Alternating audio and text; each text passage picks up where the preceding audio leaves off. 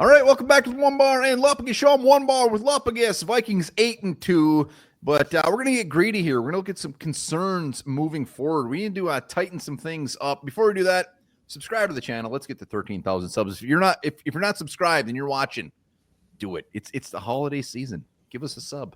Yeah, what better gift can you give us? Give yourself. You can give yourself. Well, I mean, you can give yourself a better gift by becoming a member, because then you also get one more Lupagus Christmas card sent to you. So there's still time for that. There's still time for that. Yes, it is. Let us know your biggest concerns. I have a hunch that will probably squash a lot of them, but we want to hear yours. Let's start off with one right out of the gates. Let's start with this running game that has been fairly putrid. Last 4 games, Rams averaged 2.9 yards a carry. Yeah. Colts 4.2. All right, we'll take that. But the Jaguars 2.9 yards a carry. Titans 2.5 yards a carry. Like, we got to get this running game going. Come on, man. Aaron Jones, he's running tough. He's catching some balls. But we got to be averaging. We got to be at that 4+. Well, and it's weird too, because I feel like it's better than last year. But you really look at the numbers, and it's like, and you got these times to put games away. Like when you're trying to milk the clock, like. Good teams win games on the ground by, converting for first downs when you can run. Like, I mean, look at the Lions. They run 4 down like on 3rd and 6 and they get it 9 times out of 10. Yeah, it's better than last year, but still, and even that, like, there's still not that one explosive performance. Like Aaron Jones was last time he's gone over 100 yards on the ground, where you're just constantly feeding the guy and he's hot and he's just getting, 6 yards a touch. We're not seeing that from the Vikings ground game right now, and it is concerning. Yeah, I mean, I don't care if he goes over 100 or not, but he's got to be moving the sticks. That's all I give a crap about. Like, move the sticks. None of this getting stuffed. None of this fumbling stuff that we saw today from Aaron Jones. Aaron Jones, like, our running game is light years ahead of what it was last year. Mm-hmm. There's no doubt about that. But the way we started the season and where we're at now, it's like we got to turn this around. We got to be getting some yards. Cam Akers, Aaron Jones, a nice little mix, whatever you got to do, make it happen, because this 2.5 yards a carry is not going to get us to where we want to go.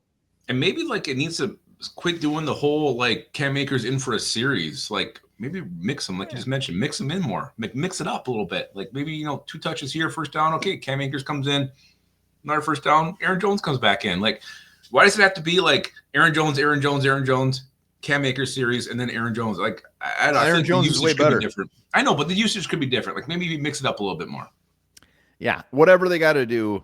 Like, Kevin O'Connell, make it happen. Let's get some yards in the ground. Let's go to the other side of the ball. Let's go to the secondary.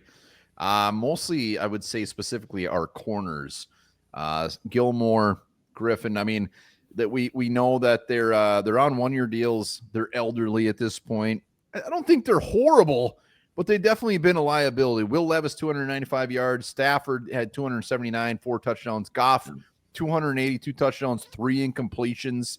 Like, when we get to the playoffs, there's going to be quarterbacks a lot better than Will Levis. Yeah, and you look at the third quarter where it's just like that series, the Will Levis bomb from the 2-yard line, wherever the hell it was, 98-yard bomb, and then like the next series, they have the whatever it was, 60-yard touchdown pass that's called back, illegal formation. The very next play, they throw for 50 yards, and they made a tackle and whatever, I think they ended up kicking a field goal there, but see that back-to-back after the bomb? I mean, that to me was very concerning. Like, how does this happen? Where's the disconnect? What's Brian Flores calling? Is it the play call? I don't think it's his calling. I think it's the corners. Cover? Like, yeah, I mean, that's the concern to me. Like, just these lapses of it just looking completely like ass for, like, whether it's a quarter or half a quarter. But other than that, I mean, it's looked pretty good for the most game, but that was just so bad. And like you said, when you start playing better quarterbacks, Kyler Murray's coming to town, Kirk Cousins coming to town here in a couple weeks, that's where I start getting very worried with the secondary. Yeah, and I think it's I think our goal on defense and Brian Flores' goal on defense is get to the quarterback, make him comfortable, make a bad throw or throw it away, whatever he has to do. Whenever they have time, whenever they get time, we're screwed. Those young receivers are making those old corners look like old corners. So whatever he's got to do to figure it out, it's like there's no magic wand to make these guys 6 years younger. So we're going to have to deal with it, and I think it will be an issue moving forward. He just got to find ways to disguise that. Yeah, and it starts with the pressure up front. Hit home. If they're hitting home, don't worry about who's playing cornerback. at all. And you know what? They've been fine. Like Gilmore's had some very good plays. Griffin's had some very good plays. Byron Murphy's had some very good plays. It's just sometimes they just look like absolute poop. Yeah, they do. I'm gonna go one that I have. I don't know if it's a big concern for you, but until Will Riker's back, until Andrew DePolo's back, this kicking game is going to concern me. Today we saw John Parker Rome miss the extra point. He did kind of redeem himself. Come on, John. And a field goal. McQuaid, Ryan Wright again made a great catch, hands catch on a snap.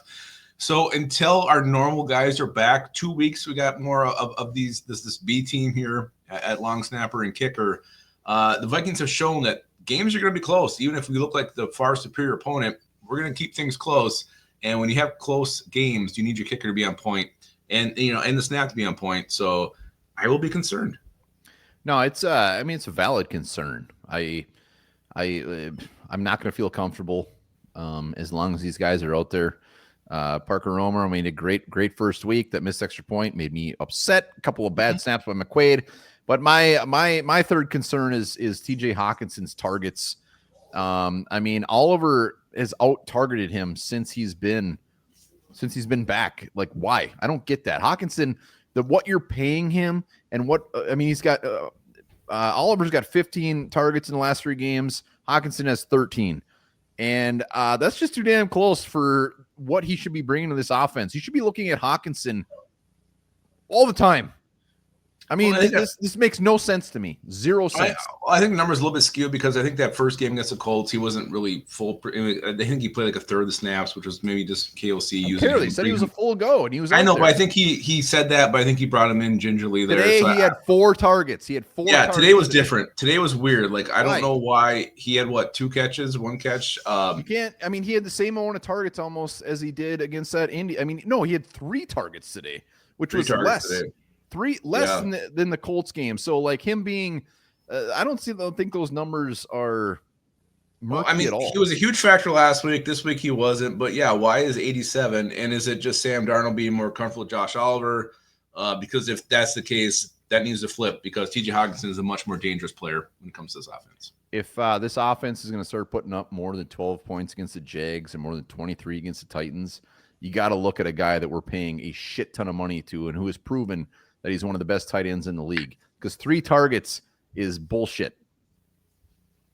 Yeah, it was hard to see. And again, the guy, he's a first down magnet. Throw it him when it's 3rd and 6, he'll catch it. That's what he does. So hell yeah. But it makes you scratch your head, both of them. Yeah, hey, we're 8-2. All valid concerns. Let us know your concerns down in the comments. Hit that sub button, and we'll be back hot and heavy all damn week. Remember this, the ostrich lays the largest egg of any land animal.